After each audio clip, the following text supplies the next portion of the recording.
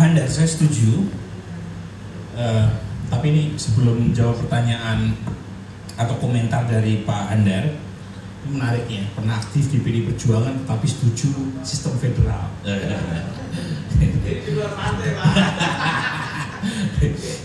Karena dulu pertama kali ide federal disampaikan oleh Amin Rais, Ibu Mega yang paling kencang di depan menolak. Oke. Pertama begini Pak, saya sangat setuju sekali dengan poin Pak Handar, yaitu menggunakan instrumen negara untuk memaksa partai politik melakukan proses demokratisasi internal. Jadi ada anomali, partai politik adalah instrumen demokrasi dan partai politik sejak 98 banyak melakukan proses demokratisasi republik ini, tapi gagal mendemokratisasikan dirinya sendiri. Dan belakangan makin banyak bukti yang kita bisa sodorkan yang menunjukkan kegagalan demokratisasi internal partai.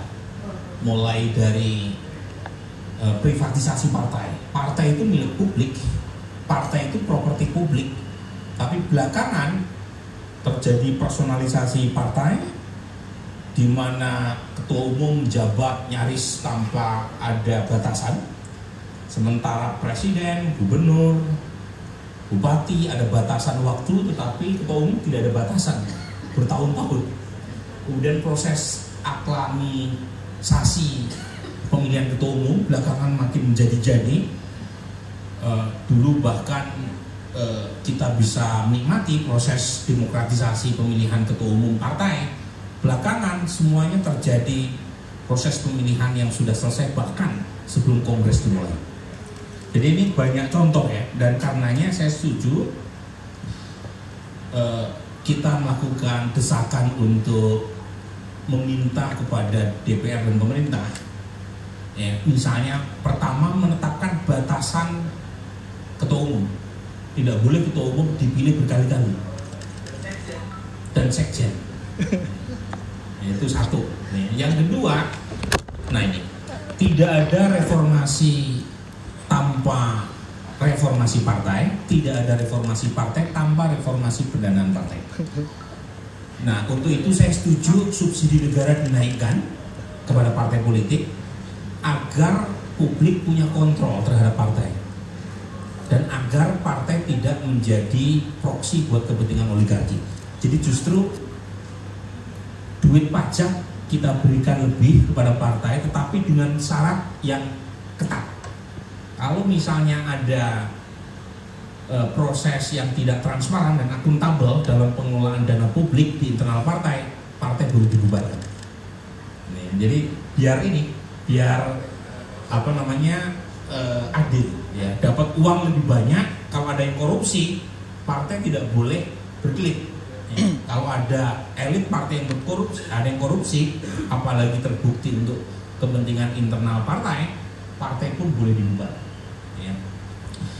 Dan yang terakhir tentu ya ada hal yang sangat minimalis yang harus ditunjukkan oleh partai politik. Contoh, ya, keuangan dan pembukuan partai. Ya, itu terus terang gelap gulita. Tidak ada sinar sama sekali. Jadi pemisahan aset partai dan aset pengurus sama sekali tidak ada. Ketua umum partai berganti biasanya diikuti dengan pergantian aset, gitu kan? Makanya kita pernah lihat kan ada sebuah kantor dari sebuah partai yang ganti markasnya karena ketua umumnya diganti. Jadi itu paling minimalis. Jadi pencatatan uang masuk, uang keluar itu harus bisa dipertanggungjawabkan. Nah itu 3 poin, tapi saya setuju pula dengan Pak Handar. Masalahnya untuk proses reformasi ini itu mengharuskan DPR. DPR kita tahu diisi oleh mereka yang punya konflik kepentingan karena mereka menikmati sistem ini. Jadi beberapa kali saya diundang oleh Komisi 2 berkaitan dengan revisi undang-undang partai, itu bukan berarti mereka tidak paham tentang apa yang harusnya direformasi. Justru karena mereka paham, dan kalau misalnya reformasi itu bisa dilakukan, itu malah memotong kepentingan mereka sendiri. Karena dalam keremangan itulah permainan bisa dilakukan. Jadi dibikin samar-samar terus-menerus. Nah, di situ ada poin menarik ya, kalau misalnya kita mengacu pada literatur, ada perubahan yang bisa dilakukan kalau ada perubahan pada tingkat preferensi incumbent atau lawmakers. Jadi kalau lawmakersnya berubah ya, maka terjadi perubahan. Nah, pertanyaannya apa yang membuat anggota DPR berubah sikapnya? Pertama, yang disebut dengan istilah outcome motivation. Apa itu? Perubahan dilakukan kalau ada kepentingan yang mereka bisa dapatkan, ada keuntungan yang mereka bisa dapatkan dengan aturan yang baru. Jadi jangan lupa, partai politik itu tidak monolitik. Jadi partai politik itu ada banyak pemain di sana. Kalau misalnya ada perubahan yang menguntungkan salah satu atau salah dua dari mereka, itu kelompok ini yang kita dekati supaya reform itu bisa didorong.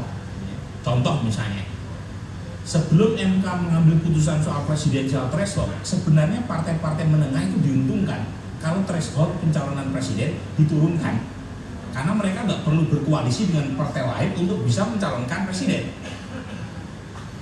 Termasuk dalam soal ini kan kita bisa dorong elit-elit partai yang selamanya sulit untuk menjadi pimpinan partai untuk didorong supaya ada perubahan.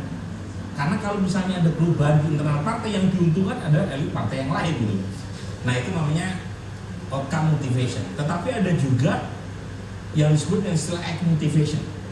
Orang mungkin di DPR sana mau berubah, tetapi tidak serta-merta perubahan itu menguntungkan dirinya, tetapi secara opini publik itu menguntungkan. Kalau misalnya isu ini kan isu yang sebenarnya di-share oleh banyak orang ya. Jadi kalau misalnya anggota DPR merasa reformasi internal partai itu menguntungkan citranya, nah itu bisa. Tentu saja ukurannya adalah seberapa besar ya kalangan civil society mendesakkan agenda ini.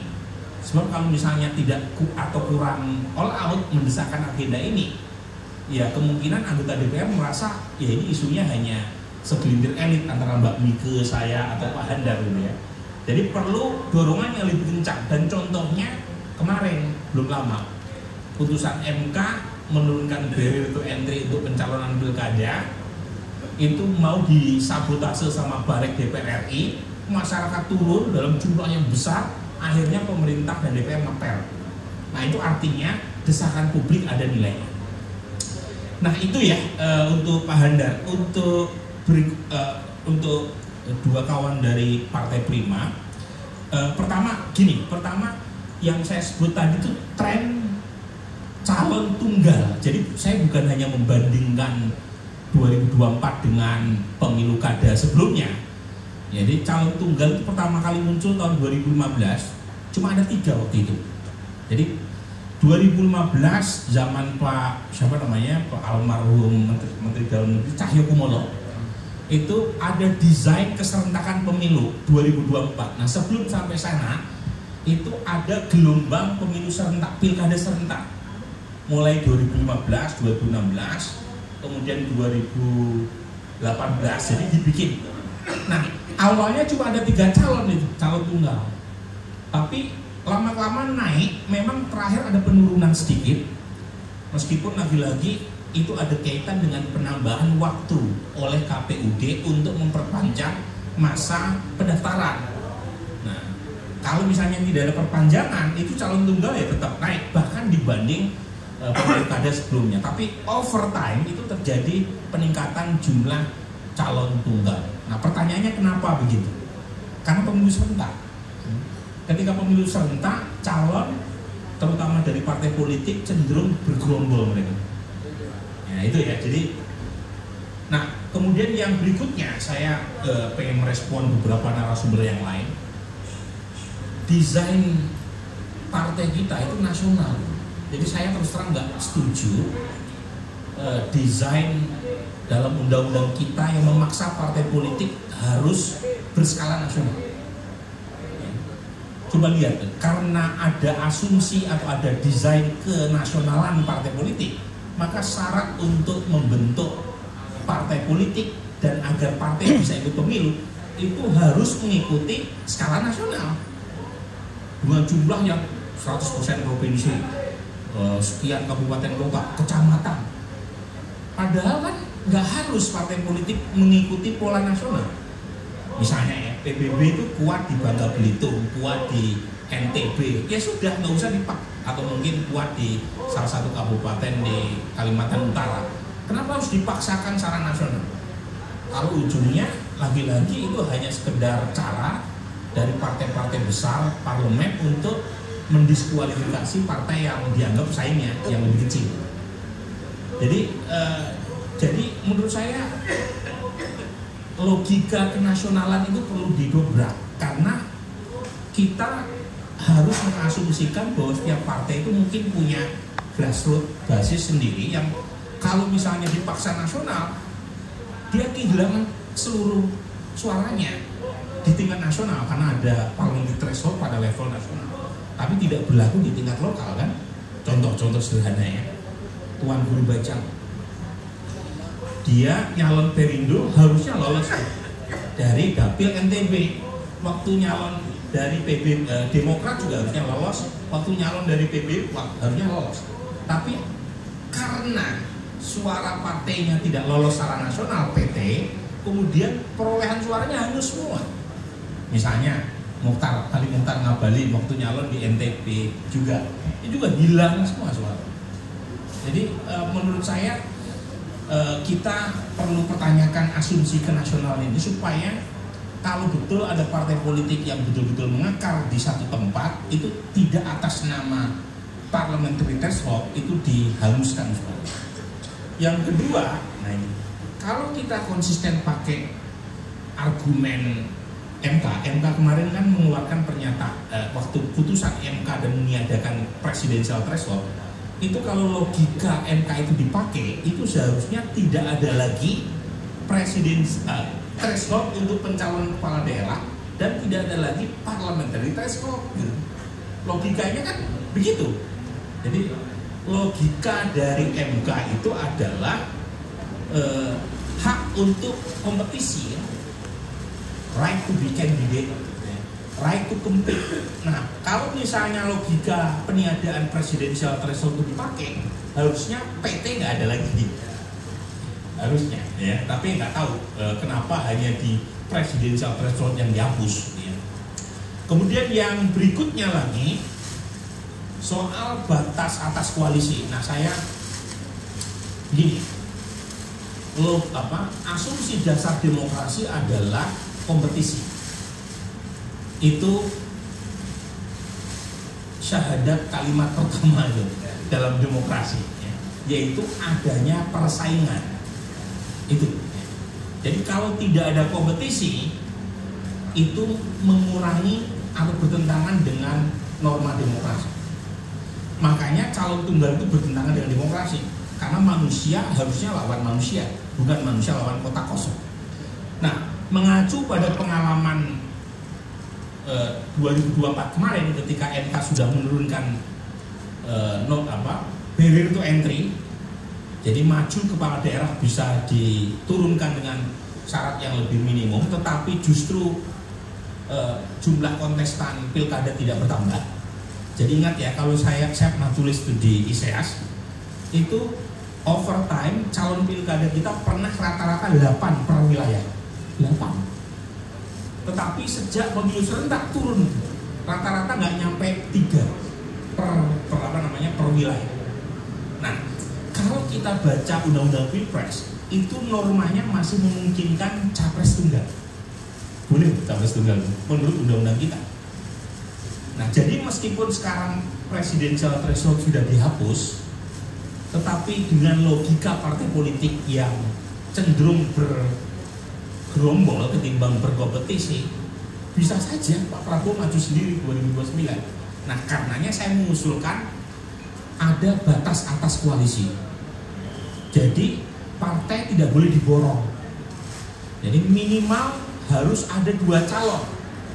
Nah, karenanya buat pasangan capres-cawapres menurut saya itu kalau koalisi pendukungnya sudah lebih dari 49% itu dilarang. Jadi maksimum itu 49%. Nggak boleh lagi nambah partai supaya memaksa partai lain untuk mengajukan capres. Gitu ya. Itu usulan saya ini ya.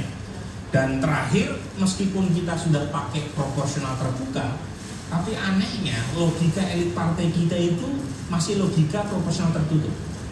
Apa buktinya? Tadi Mbak Miki udah menunjukkan beberapa partai habis-habisan terpilih melalui mekanisme sistem suara terbanyak, dan ketika menang itu diganti sama elit partainya. Dan itu contohnya tidak satu dua, cukup banyak. Kasus terakhir adalah Banten, ya. Mbak Tia diganti sama kawan saya, Mas Boni. Karena tadi mungkin partai merasa ini kan harusnya adil ya, ketika suara itu diperoleh oleh si caleg, harusnya caleg yang suaranya terbanyak yang berhak. Dan beberapa kasus, contoh misalnya di Gerindra juga terjadi, ya. Di PKB juga terjadi, di beberapa partai terjadi. Jadi termasuk kasus, ingat gak, Harun Masiku kan awalnya perjanjian begitu. Ya, ada calon yang perempuan Mbak ya, yang kemudian diminta untuk mengalah untuk Harun Masiku yang suaranya itu nomor 6 atau nomor 7 di satu partainya, bukan yang nomor 2 atau nomor 3. Jadi logika, jadi begini, ketua umum partai itu mau untungnya sendiri. Kalau pakai proporsional tertutup, itu ketua umum partai yang harus berjibaku di depan untuk berkampanye, untuk menyediakan dana logistik buat kampanye. Tapi ketika pakai proporsional terbuka, yang jadi ujung tombak elektoralnya adalah caleg. Tapi ketika caleg sudah terpilih, ketua umum bisa mem-PAW mereka, ini kan nggak adil gitu. Nah ini logikanya nggak nyambung. Jadi elit partai mau enaknya sendiri. Caleg yang suruh susah payah nyari partai, sampai ngutang-ngutang, kalau gagal banyak yang stres gitu kan. Tetapi kalau misalnya mereka berhasil, saya nanya sendiri diganti sama elit ketua umum. Jadi menurut saya perlu ada perbaikan di situ. Jadi itu Mbak, Mas, dari saya. Jadi saya mungkin tidak bisa menjawab keseluruhannya, tapi poin saya adalah kita harus memaksa, mendesak DPR dan pemerintah melakukan kodifikasi revisi undang-undang pemilu secepat mungkin. Jadi ini ada indikasi isu publik terkait dengan revisi undang-undang pemilu diselesaikan setengah kamar di internal partai koalisi. Jadi karena kalau dibuka ke depan itu bisa jadi bola liar yang mana-mana. Nah masalahnya kalau diselesaikan setengah kamar terjadi proses privatisasi isu publik. Jadi kita justru punya kepentingan setiap persoalan dibuka di atas meja supaya siapapun boleh men-challenge, boleh menawarkan gagasan, dan boleh saling berdebat. Dan di situ esensi dari kebijakan publik menjadi hal yang didiskusikan bersama itu menjadi kembali terbuka, bukan hanya isu 1-2 orang elit saja. Saya kira itu. Saya mohon maaf, tadi saya sudah sampaikan ya, saya harus izin karena ada acara yang lain. Saya berharap gitu ya, forum ini bisa menjadi suluk ya, penerang untuk kita mendesak kepada anggota DPR maupun pemerintah untuk segera, karena tadi persis yang disampaikan kawan dari Prima ya, ini waktunya udah jalan, katanya awal 2025 dibahas, sampai jelang pertengahan tahun belum juga dibahas. Kalau misalnya sampai tahun depan juga masih mengambang, saya khawatir tahapan pemilu sudah mulai ada di depan mata. Saya kira itu. Terima kasih sekali lagi, tentu saja buat koalisi perempuan juga nih ya. Ini ingat loh ya, ini persis yang disampaikan Mbak Mike. Kita ketinggalan jauh dalam konteks peningkatan representasi perempuan. Kuota 30% nggak tercapai, sistem zipper nggak juga tercapai. Jadi umumnya caleg perempuan itu ditempatkan di nomor-nomor bawah, paling tinggi nomor 3. Jadi hanya sekedar menggugurkan kewajiban. Nah pada titik itu kembali ke rumusnya Pak Handar. Kekuasaan itu nggak ada yang ikhlas diberikan, tapi harus diperjuangkan. Assalamualaikum warahmatullahi wabarakatuh. Baik, terima kasih Bang atas tanggapannya.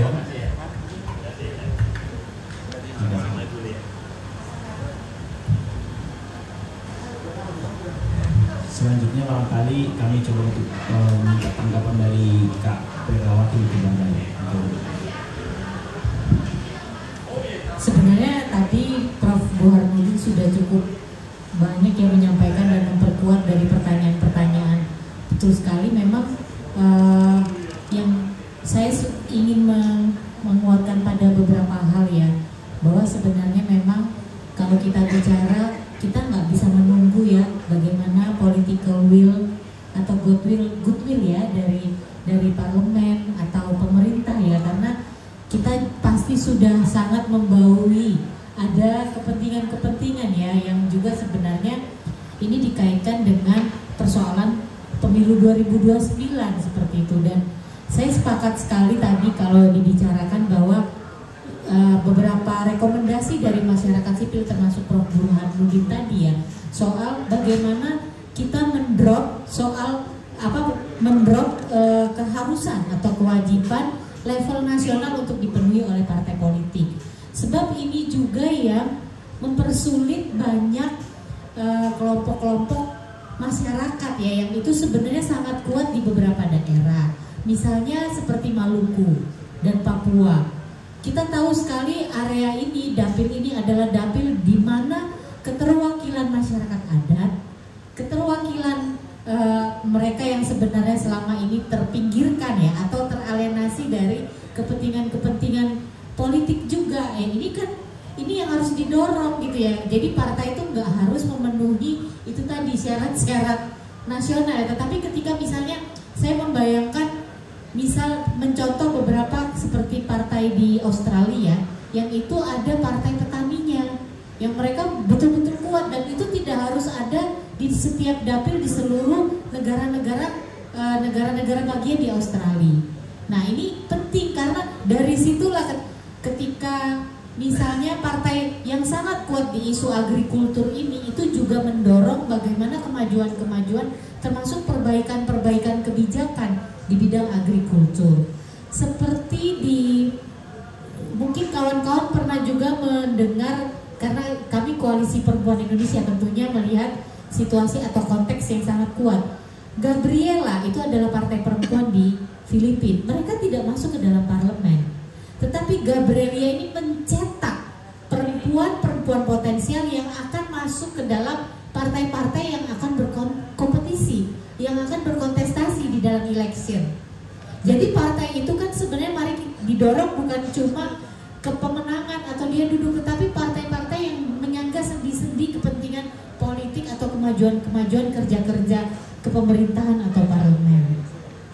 Nah dari situ kan sebenarnya kita banyak sekali contoh-contoh, dan kenapa dan sangat terlihat ketika banyak sekali praktik-praktik baik. Dan sebenarnya kalau di Nepal juga ya, Nepal itu ada tiga partai perempuan yang dia tidak masuk ke parlemen, tetapi dia memperkuat sistem di parlemen, misalnya isu-isu yang berkaitan dengan isu-isu reproductive health seperti itu ya. Nah ini diperkuat oleh partai-partai yang itu tadi mereka adalah partai di mana anggotanya adalah kaum muda dan juga ibu-ibu rumah tangga seperti ini. Nah di Nepal itu meskipun ya kita belajar banyak sistem-sistem, tetapi Indonesia saat ini sudah tidak pas lagi ya ketika sistem partai yang dibangun itu masih sama, sementara kita ada dalam konteks yang warna-warna ketertinggalan kita dalam kelompok-kelompok masyarakat itu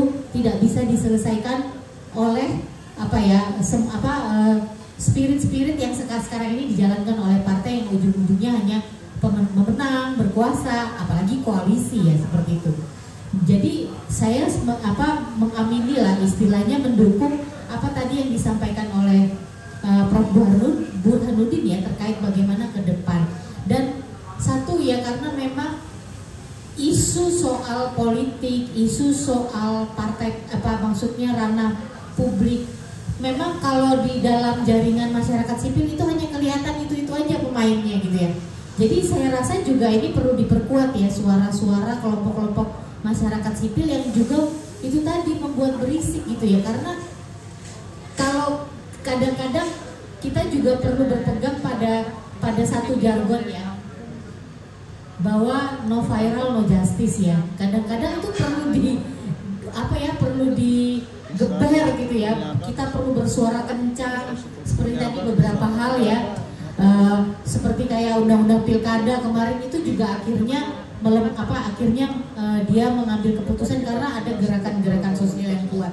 Saya pikir ini saatnya ya, karena kita berhadapan dengan istilahnya tembok-tembok tebal ya di parlemen dan juga pemerintahan yang sepertinya selama ini kayaknya saat ini berjibaku untuk memenangkan kepentingannya mereka seperti itu. Terima kasih.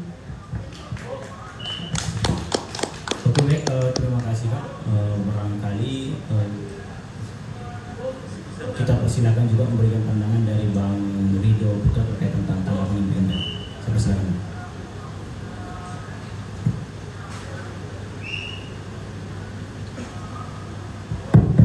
Baik, terima kasih. Pertama tadi ya, bahasan yang disampaikan oleh Prof. Burhan sudah sangat lengkap sekali. Mungkin saya menambahkan saja, intinya saya juga sepakat tadi memang kalau kita bicara wajah demokrasi ya, artinya kita baca wajah partai politik, kita juga bicara wajah pemilu kita. Dan tadi ada banyak ironi tadi disampaikan, ada ironi keterwakilan, ada ironi fairness antara satu partai dengan partai yang lain ya. Ada barrier to entry yang sangat besar bagi partai yang minoritas dari sisi suara dan kursi, dan termasuk juga partai-partai baru untuk bisa mencalonkan calonnya di parlemen dan segala macam. Nah, tetapi memang menarik yang mungkin tambahan dari saya adalah bahwa tadi soal proporsional terbuka dengan proporsional tertutup itu memang akan menjadi perdebatan yang panjang.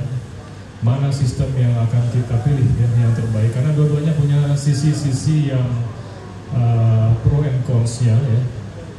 Bagi yang pro kepada sistem proporsional tertutup itu partai politik merasa lebih mudah ya dalam mengendalikan gameplaynya, dan kemudian juga lebih mudah untuk mengontrol kader-kadernya untuk kemudian diposisikan di dalam pos-pos. Tapi dari sisi lain ya, proporsional terbuka punya ruang yang sangat luas untuk munculnya orang-orang baru, darah-darah segar di dalam partai itu, dan juga membuat kontestasi itu menjadi terbuka ya. Kontestasi, jangan lupa bukan cuma di pemilu ya, di dalam partai pun ada kontestasi. Nah, dan itu memang betul tadi, tidak semua partai siap dan terbuka untuk dengan gagasan-gagasan baru ya, dan kemudian membiarkan perdebatan-perdebatan hangat di dalam internal partai. Bisa dilihat kebanyakan partai-partai memang tadi betul ya, dalam proses pemilihan pucuk pimpinan tertinggi pun banyak yang memilih dengan cara aklamasi.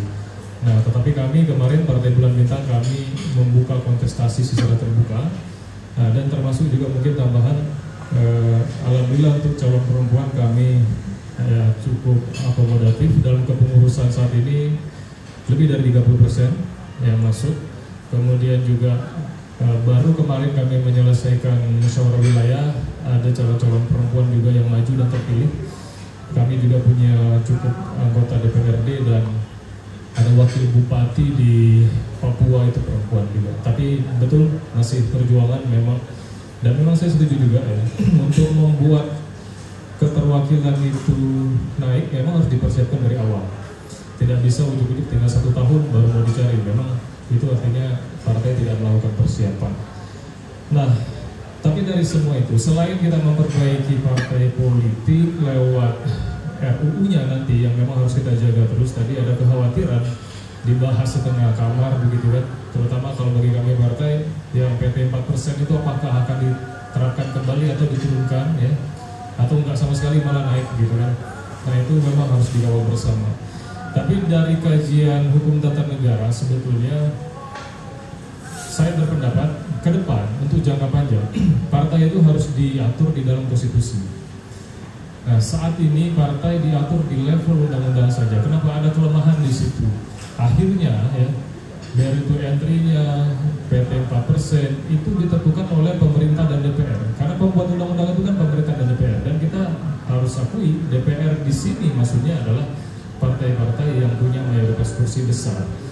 Nah, itu menjadi logika kenapa memang MK itu nggak bisa ketika ada uji materi tentang presidensial threshold, parliamentary threshold, MK nggak bisa bilang ini open legal policy diserahkan kepada presiden dan DPR. Nggak bisa. Kenapa? Karena DPR-nya sendiri itu berkepentingan untuk mempertahankan itu. Nah, sehingga suara-suara dari partai yang minoritas atau partai baru itu memang hanya bisa dibela di forum Mahkamah Konstitusi. Nah, itu juga memang yang menjadi rasio legisnya MK ketika membatalkan ketentuan presidensial threshold kemarin, bahwa di sana dikatakan ya akhirnya setelah 33 kali diuji ya putusan ke-34-nya MK kabulkan. Jadi open legal policy setelah dipertahankan 33 kali dalam 20 tahun ya, PBB sendiri terlibat sampai 5 kali menguji presidensial threshold itu. Nah, termasuk kemarin kita juga terlibat, akhirnya dikabulkan oleh MK. Jadi ada ketidakadilan yang intolerable, ada norma yang melanggar rasionalitas dan melawan moralitas juga. Akhirnya MK kabulkan. Nah, jadi ke depan memang menurut saya partai harus diatur penguatannya di konstitusi supaya tidak dengan mudah ditransaksikan ya, barrier to entry bagi partai-partai itu untuk berkembang di masa yang akan datang. Sekaligus juga memang tujuan-tujuan partai itu harus disinkronkan dengan tujuan bernegara. Nah, kenapa? Karena metode membubarkan partainya diatur di dalam Undang-Undang Dasar. Nah, sementara pengaturan institusi partainya tidak diatur di Undang-Undang Dasar. Itu rawan akhirnya partai, infrastruktur dan strukturnya diatur oleh partai-partai yang mayoritas. Nah, yang kedua, memfungsikan partai melaksanakan fungsi asasinya. Apa sih fungsi partai? Saya setuju tadi. Memang fungsi partai ini seolah sekarang sudah tereduksi menjadi ikut pemilu, ikut pilkada gitu kan. Sekedar mengejar karir politik calon-calonnya ya, beserta orang-orang yang di dalam partai, tapi sebetulnya fungsi partai yang paling benar dan paling asasi adalah memproduksi pemimpin, memproduksi orang-orang yang akan menjalankan roda pemerintahan ini, presiden, wakil presiden, anggota DPR, anggota DPRD, kepala daerah kalau di pilkada, itu kan pemimpin-pemimpinnya. Dan memang kita mengakui satu-satunya institusi yang bisa menjadi kendaraan untuk mengusung perwakilan itu adalah partai politik. Artinya partai harus memang menjalankan fungsi untuk mendidik kadernya ya. Kemudian dalam jangka waktu yang panjang di dalam partai dia terbangun ya kapasitas dia sebagai seorang pemimpin. Jadi ketika ada nanti kontestasi pilkada pemilu, partai nggak scouting cari calon-calon di luar partai ya. Karena memang kader-kadernya sudah terbangun secara kapasitas dan secara kualitas. Nah, yang terakhir mungkin concern saya, ke depan diskusi seperti ini harus diajak juga generasi yang sekarang demografinya sudah mayoritas, milenial dan Gen Z. Ya, Bapak Ibu ke depan, terutama untuk partai ya, tidak bisa dan tidak mungkin partai harus concern ke generasi muda. Kenapa? Memang dalam 2027 nanti demografinya sudah meledak, mungkin bisa sampai 60%, mungkin bisa jadi 70% jumlah pemilih yang milenial dan Gen Z. Jadi bayangkan hari ini kita masih bicara membandingkan era Orde Baru. Gak usah Orde Baru ya, Presiden Soeharto turun itu 98, anak-anak milenial Gen Z itu lahir 2000 ke atas. Mereka nggak pernah ketemu. Generasi SBY itu mereka masih TK, masih SD, awal-awal reformasi. Nah, jadi itu PR yang besar sekali. Sementara mereka akan jadi pemilih mayoritas nanti di 2029. Artinya mereka adalah konstituen yang paling berkepentingan terhadap perubahan wajah politik Indonesia ke depan. Jadi tadi usulan saya pertama, ke depan memang harus diatur di dalam konstitusi. Kedua, partai politik harus difungsikan sebagai produsen pemimpin. Artinya memang partai harus mengkader dan harus menjalankan program kaderisasi. Dan yang terakhir, jangan lupakan milenial dan Gen Z, karena demografi mereka akan mayoritas dalam pemilu 2029 nanti. Terima kasih, selalu bergabung.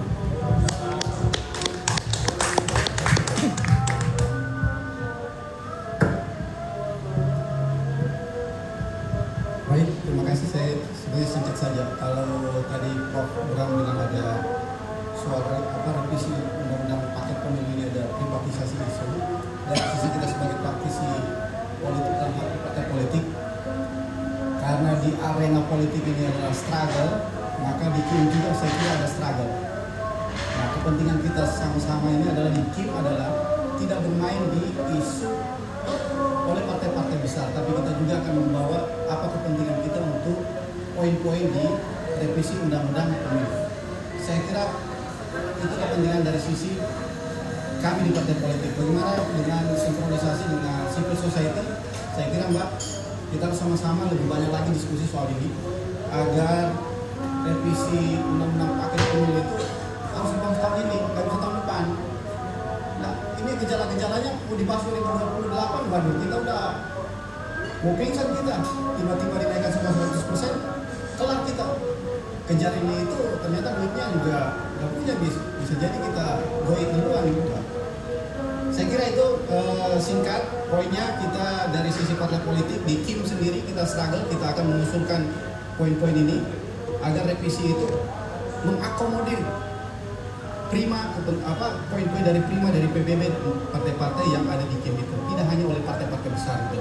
Kalau partai besar dia mau setengah kamar, mau satu kamar atau double kamar kita layani, tapi kita ada ide sendiri, kita tidak main di papan catur mereka, kira-kira begitu. Dengan kawan-kawan civil society, ayo kita lebih ribut lagi nih soal ini revisi partai politik. Saya kira demikian dari saya. Terima kasih. Assalamualaikum warahmatullahi wabarakatuh. Terima kasih Bang. Barangkali masih ada closing statement dari narasumber yang mau disampaikan kira-kira untuk closing statement.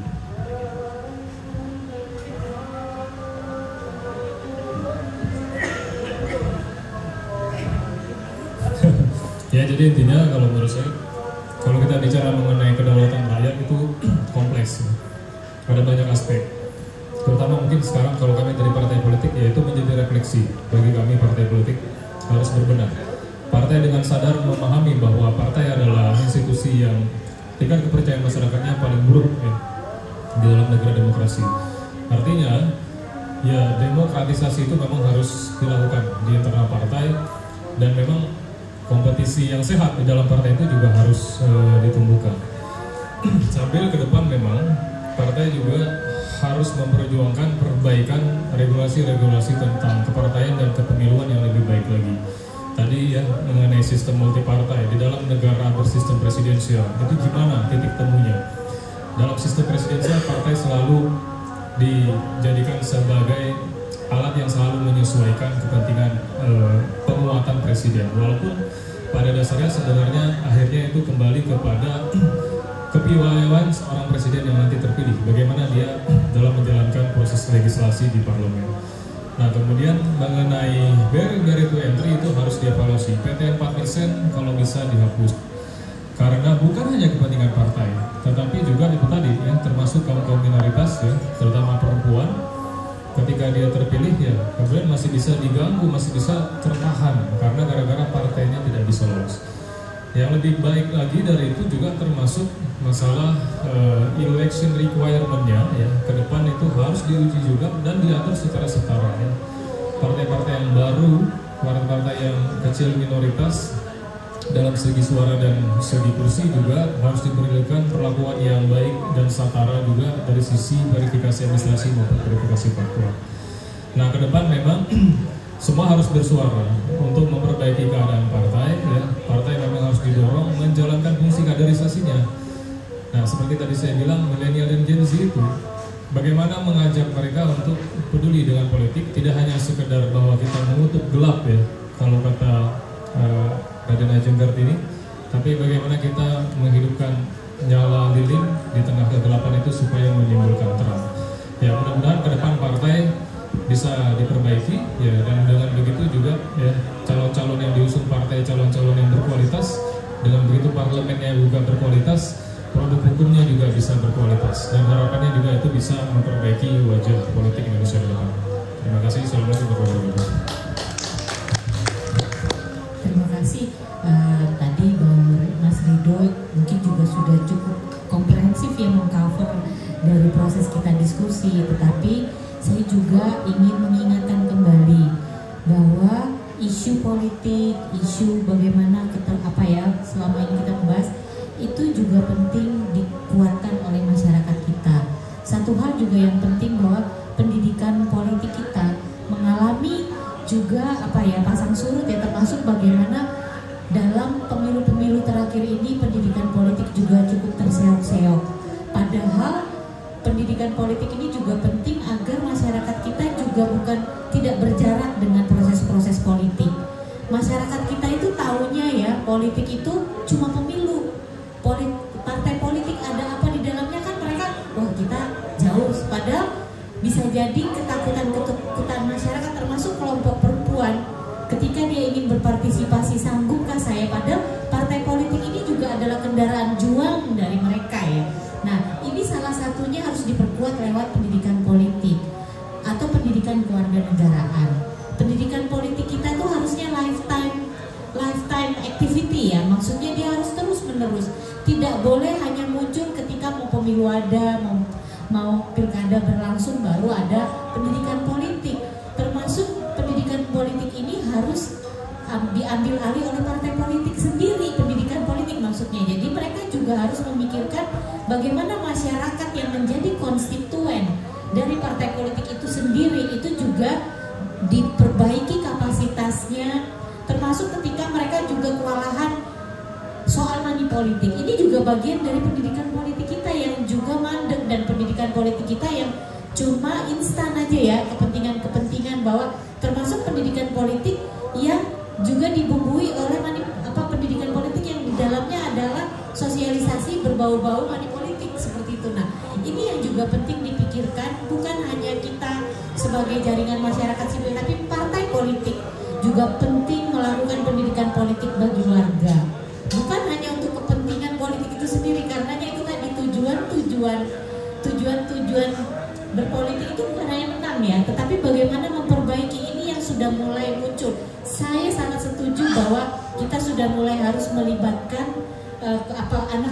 orang-orang muda ya, kelompok Gen Z, Gen Alpha ya, yang mereka juga punya berjarak sekali dengan isu-isu pemilu ini. Maka jangan heran ketika mereka juga sangat pragmatis ya, dan ketika mereka juga menganalisis potensi-potensi siapa yang akan memimpin, apakah daerahnya, apakah negaranya, mereka juga tidak mampu memiliki semacam penilaian sebenarnya siapa yang betul-betul bisa terwakili oleh mereka, karena mereka tidak dibekali oleh pendidikan politik itu. Jadi kita bergerak terus, berisik di publik dan mengajak banyak sekutu ya, supaya kita juga nggak terseok-seok menjalani ini, karena berhadapan dengan tirani politik ya. Dalam hal ini ya mungkin bisa jadi itu partai politik sendiri, termasuk bagaimana kita melihat komposisi pemerintahan dan parlemen kita. Kita nggak bisa kerja sendiri, kita harus kerja dan kerja bersinergi ya, termasuk bagaimana kita menguatkan warga bangsa kita, kelompok-kelompok yang terpinggirkan, dan mereka yang harus dikapasitasi kesadaran hak politiknya itu semakin banyak ya, supaya mereka juga menjadi pemilih, berpartisipasi dalam politik dan publik yang cerdas. Terima kasih. Terima kasih Kak. Baik, closing statement dari saya mewakili teman-teman Prima. Di Prima ini sebelah pundaknya adalah Amanah Rakyat, karena kami namanya Partai Rakyat, dulunya Partai Rakyat Demokratik, sekarang bertransformasi jadi Prima. Jadi sebelah kanan kami adalah memenangkan rakyat, dalam hal ini rakyat miskin, pemuda, mahasiswa dan seterusnya. Dan kalau untuk ikut pemilu, di sebelah kiri kami ya ada syarat pemilu yang administratif dan prosedural. Sehingga saya closing statement ini mengutip kata ketum Prima, Agus Jabo Priyono. Kami di Prima ini hanya diberikan satu tiket pergi aja. Apa tiket itu? Menang, tidak ada kata kembali atau mundur. Menang atau kita mati sebagai pejuang. Tidak ada mengkhianati rakyat atau tidak ada kita kata mundur. Terima kasih. Assalamualaikum warahmatullahi wabarakatuh. Dan sekali lagi aplaus untuk semua narasumber kita. Dengan demikian diskusi kita telah berakhir. Kami ucapkan terima kasih yang sebesar-besarnya kepada narasumber. Mudah-mudahan kedepannya kita masih tetap bisa kembang diskusi-diskusi seperti ini untuk mewarnai narasi-narasi politik yang kemudian bisa mempengaruhi kebijakan-kebijakan yang ada. Dan kami juga ucapkan terima kasih yang sebesar-besarnya kepada seluruh hadirin yang turut berkontribusi dan berhadir pada kesempatan ini. Terima kasih. Untuk itu saya persilahkan kepada Kembalikan ke Feby. saya kembalikan kepada Feby sebagai ketua panitia dari kami. Terima kasih. Supriya yang ngasih. Bukan redaksi. Feby. Kasih Supriya yang ngasih. Ya, iya, kita langsung aja. Dewan redaksi berdikari. Dewan redaksi berdikari. Selanjutnya dimohon kepada narasumber untuk tidak meninggalkan tempat dulu karena ada cendramata dari kami yang akan diserahkan langsung oleh Bu Supriyadi selaku Wakil Sekretaris Jenderal Masyarakat Adil Makmur. Kepada kami persilakan.